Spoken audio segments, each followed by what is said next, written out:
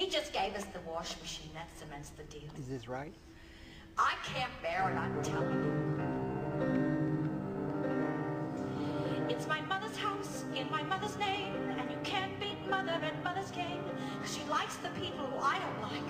And if I don't like it, it's take a hike, which is mother's way of reminding me when you live off mother, you can't be free. And I think that mother is very mean.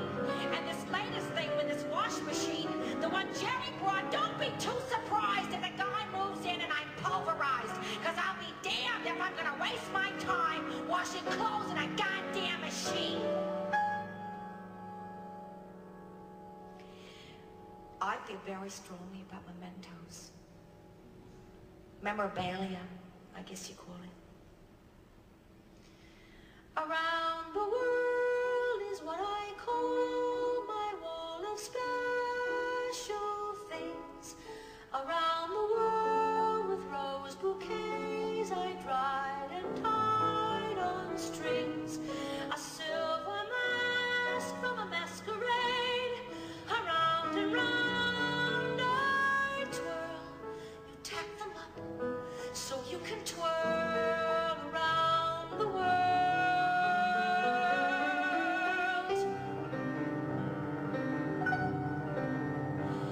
It's my mother's house with my mother's friends, and with Jerry coming it never ends.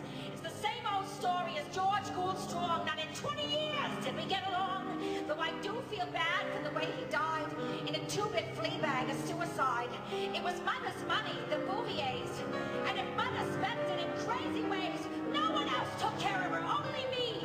She was taken care of, not sexually, and if you infer that they were using her, I will shove you under the goddamn bed.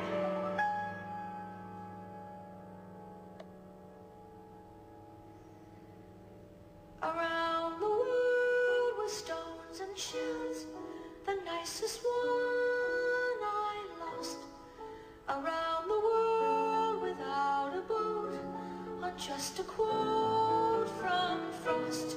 Two roads diverged in a yellow wood, a lovely crossing all. Around the world around the attic wall.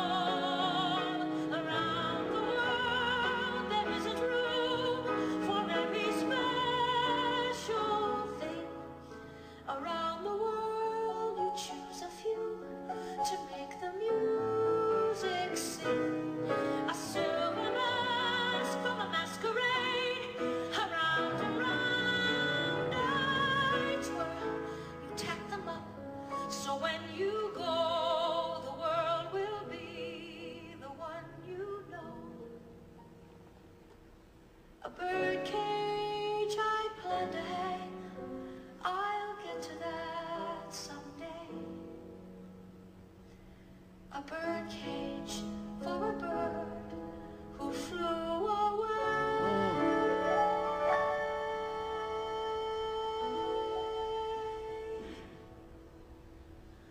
Around the world.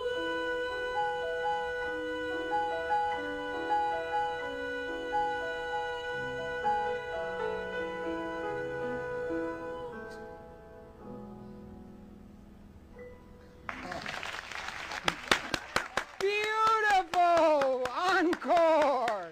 That's gorgeous. Boy, you are a talent. That was really beautiful. Don't you think so? You. It was really good. That was I'm Scott Frankel was playing on the piano in the back. He's the composer. He was the composer of the song. He was the composer of the musical. Did the score, right? It's Yeah. really important. Score is really important in vehicles and that, in film and so on. We could go on talking for 1,000 hours on all of these subjects and everything, but I did thank you very much for that. It's beautiful Thank talent. you. Congratulations on that God-given and well-developed talent and so forth. That's great. That's really good. Now, back again, if we could now, because I know you're also interested in questions of social and political justice, and have been all of your life. We were talking about when you were young and Winnetka and so forth, you were just coming into your mature years when the Vietnam thing was raging, and I guess you've been concerned with those things and continue to be. Yes, that's true. That's true. Again, I had the support of my family because the whole family was anti-war, and we were big believers of Martin Luther King, and we really followed him. We felt that he was a great spiritual leader, which I think now there's a terrible void I think we have in our country. Things weren't the same after he was murdered. Wasn't it awful? I remember it. Yeah, I remember it was terrible. Mr. Kennedy, Robert Kennedy, when they assassinated him. I was in California then. Yeah. Yeah, awful. Yeah, terrible. Did you follow, if I may, did you follow King? He was in Memphis. It was just terrible. Yeah. Just terrible. And but did you follow? Because he really gave hope, not just for the oppressed, but for the oppressors as well. You see, because it's really just kind of opposite ends of the paradigm. It gives one sense. The oppressors, it gives them a false sense of superiority, and the oppressed, it gives them a false sense of inferiority, when both of it is a false impression, you know, that we are all created equal and that we are all connected to the divine, and so it's an illusion. It is. Physics will tell us it's all an illusion. It's an illusion.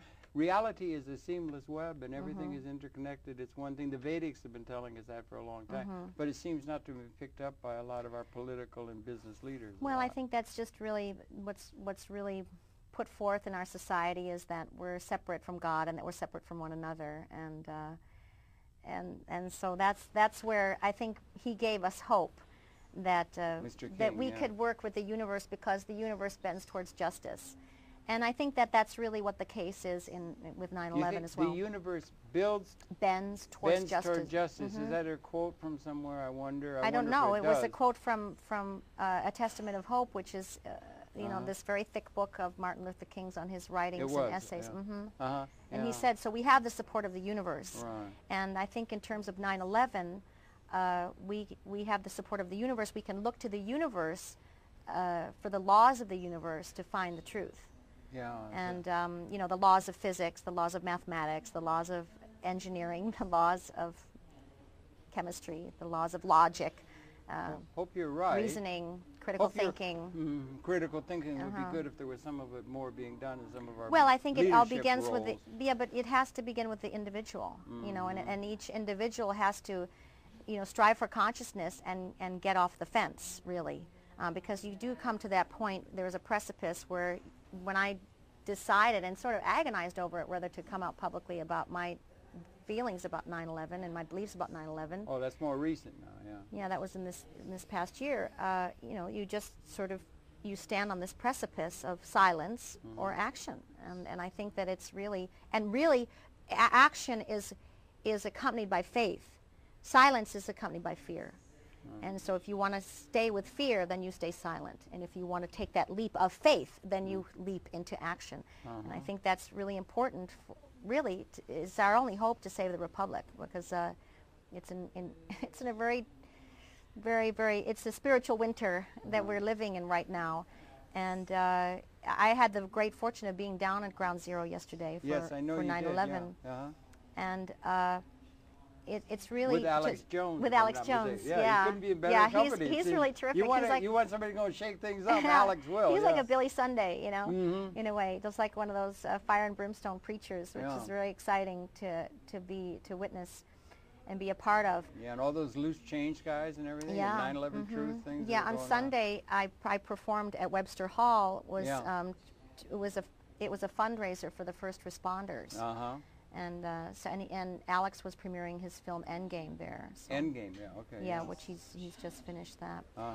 So anyway, I think that's really, it has to begin with the individual, and it has to begin with a desire for self-empowerment, and that's you see, I think what happens in these type of governments that we exist in today, they want to keep you fearful so that they can control you. As long as you're very, very, very afraid. Yeah, as long as you're afraid, then you can be controlled. Yeah, people will flock to authority when they think the beast is at the gate. And I think that what happens is, what we've mistaken as is that authority is truth, and the opposite is true. It's truth is authority, but we've come to believe that authority is truth. And in terms of 9/11, the official government story, because it was handed to us by the authorities, we take it as truth, and it's not.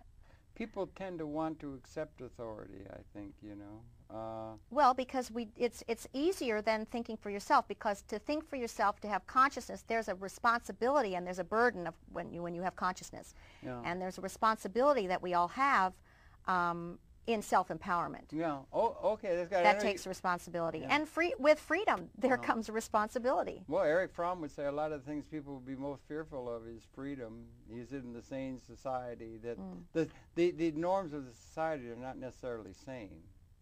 And that the institution, we began this conversation when you were back in Winnetka as a young girl, saying that our institutions are almost all authoritarian. And I mean, they have been throughout. James Joyce, a great poet and so forth, said, history is a nightmare from which I'm attempting to awaken. Or he had Stephen say that, Daedalus say that.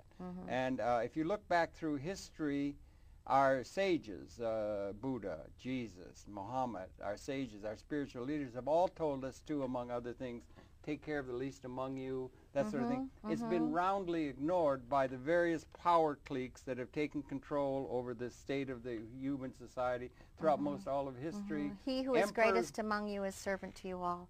Oh, who is that from? Well, Jesus said That's that. Jesus. Yeah, Jesus, and they would say a lot of good things that were roundly ignored and gone opposite to by the leaders, or manipulated by the leaders of the various things, the emperors of Rome. Well, the institutions, the religious institutions, you know, and the Roman Catholic Church, you know, you couldn't get to the God except by the priest. That's right. That was a scam that was worked about. So you can control the population by fear, or you can control them by co-optive stories or narratives or something like that. But the point being is we haven't lived in a situation where that has been just. I heard you say that you're on the precipice, you're on the edge, that sort of thing. At the time of Mr. King, Martin King, would you have been, I had a friend, Stokely Carmichael, Kwame Ture. They went down, Cherney and Sworn, they went down in the South and they did freedom rides with dogs and that sort of thing and that kind of thing. Would you have been cottoning onto, as they say at that time, Mr. King, to Malcolm X? Or somebody who was seen as a radical or presenting a radical kind of critique of the system more than a peaceful one. Are you given to Gandhi in terms of it's nonviolent resistance. That's not violence resistance. No, yeah, that's what I mean. It's it's in terms of Jesus and Martin Luther King and Gandhi. Yeah, it's nonviolent resistance. That's really the most powerful. I saw, if I may, I saw President Carter. He said a lot of good. He's really the best ex-president I think we've ever had, and he just had a great thing. And somebody presented to him, and they said, "Do we live in a just world? And are the trends of the world those that are leading to increased justice for increasing numbers of people as we look at it?" And he said, "Of course not. We do not live in a just world. The world is unjust. The benefits all go to those who already are benefited. We do not take care of the least among us on a world scale, particularly, and that sort of thing." So one wants to think that, but you have faith. You said the universe is with us. Well, yeah. How can you be certain the universe is with us? If the universe is with us, why don't we live in a just world, or the trends therein which are leading to justice for all, rather than one where power is accumulating and injustice is growing? Well, because you look to the universe to find truth. Okay. And to live your life pursuing truth is the greatest weapon that we can have. That's the greatest armor that we can have. To stand for the truth of God is the greatest thing that a human being can do. To stand for the truth of who? Of God. Of God? Yeah. Not to stand for the truth of George Bush. George Bush has a truth. No, or, that's not a truth. That's not truth. No. Let me just explain. Yeah, okay. Lies are finite. Truth is infinite. Okay. So to say that 2 + 2 is 4, that's an infinite truth, because those are the laws of the universe. To say that fire burns at 1,500 degrees and steel burns at 2,500 degrees, those are the laws of physics, and those are laws of truth. Right. You see, and where it applies to 9/11 is that the stories, that the official government story, to say, you know, through this whole creation of myth that we've just grown up with, that whatever they say, then we can just sort of believe it's true because it's given to us and handed to us by the authorities. But they can say that a fire can bring down a steel building and that an airplane can bring down a building that hasn't even reached 500 degrees with its fire because there's black smoke, so it's Even if oxygen deprived, and it can fall in 11 seconds on its own footprint Yeah. and turn everything to dust. Even if it hasn't been hit as number 7. As number 7, that's Yeah. correct. So if we pursue truth, and if we stand, because that faith stands in truth. Faith is with truth. Fear is with lies. Do you see what I'm saying? Yeah, I think so. so, That's why I think, you know, if you take that leap of faith to stand in truth and stand for truth, then you have the universe supporting you, because you can look to the universe and say, ah, this is a lie, because fire cannot burn steel and bring a 110-story building down on its own footprint in 11 seconds after being hit by a plane after 45 minutes. That's not possible. It's the only time in history that's ever happened. Yeah, it never has happened with So the do you steel see what I'm frame. saying? I do, That's- except I'm not exactly sure that you haven't taken and tried to co-opt or to assume universe is on the side of truth. I mean, that is a... But that is true, isn't no, it? that isn't- Fire that- burns at 15. No, you're talking specifically, you're taking the premise, the major premise, that Yes. you're on the side So of then you're- truth, and yes. that the trend of the universe So that is when you're in toward the good. Yes, towards justice, because Yeah. we're supported by the universe. In Well, other wait words, a minute, how do you know we are supported by the universe? because how we are created. But that's an assumption. That's an assumption where the forces of good and light are on the side of a certain way in which you see the universe structured. That's what religion has been saying. No, You know, and it's that's more, not true. Do you think it's possible? Do you, I don't. That's not true. Religion is it's an institution. That's 65 million years ago, we were hit with an asteroid out of the universe, and all of the reigning creatures of the time were done in by the fact that it was hit that way. 95% of the life was eradicated on the planet 65 million years ago from the universe.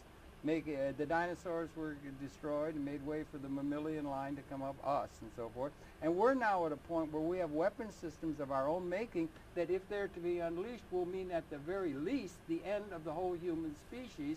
And they're juggling atomic nuclear weapons. And you think that there's something, by the way the universe is structured, is going to prevent us from, let's say, committing species-wide suicide and cutting off the evolution of hominoid consciousness? That's man's. But it's definitely something that is a possibility. In fact, Yes, the but trends that's are moving not- in that direction. That's not That's the designed by universe. that's man.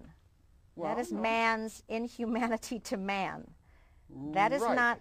not the way, the laws of the universe. You don't think the universe might be meant that we should wipe ourselves out and consciousness will be taken well, up somewhere else in another universe or I think something? the I mean, universe what is- you're saying, you're trying to assume for mankind the good.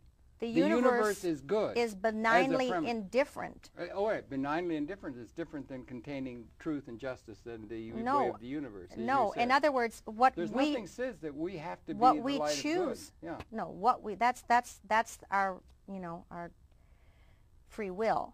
Okay. Okay. That's yeah. our free will. Uh-huh. So That's right. whether we choose good or choose evil, Yeah. that's And we I- seem to I- be at that point now.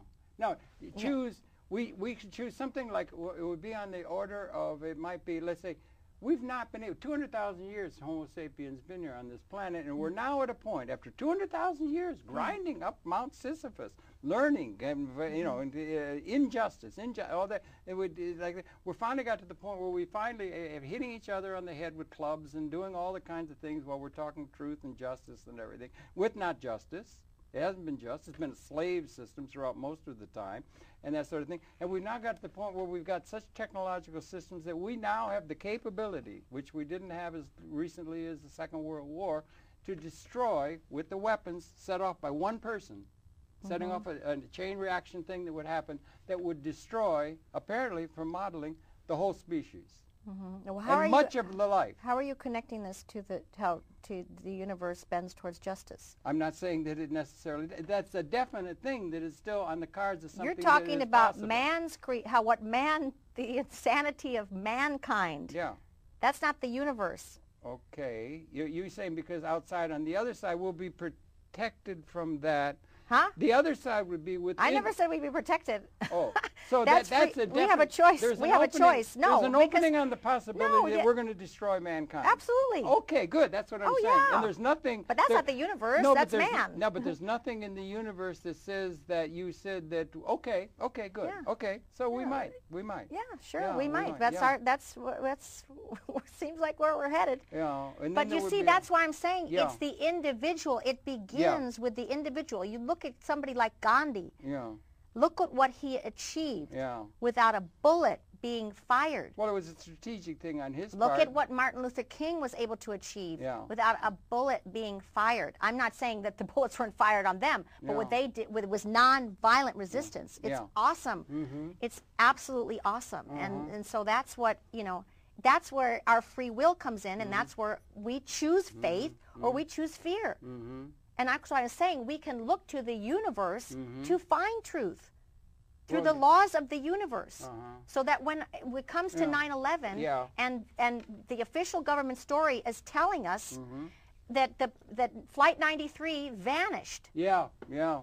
Well, planes don't vanish when they crash. Not usually. No. And you can just go down the list. That's another thing about the nature of lies. Yeah. When you lie, you have to keep shifting and changing your story. Yeah. You have to keep Yeah. changing it. Now Osama bin Laden now has dyeing his beard. Yeah, now. he's got a black beard now. Yeah. Yeah. Black beard. Oh Yeah. Yeah. He's using Grecian formula now. It's all.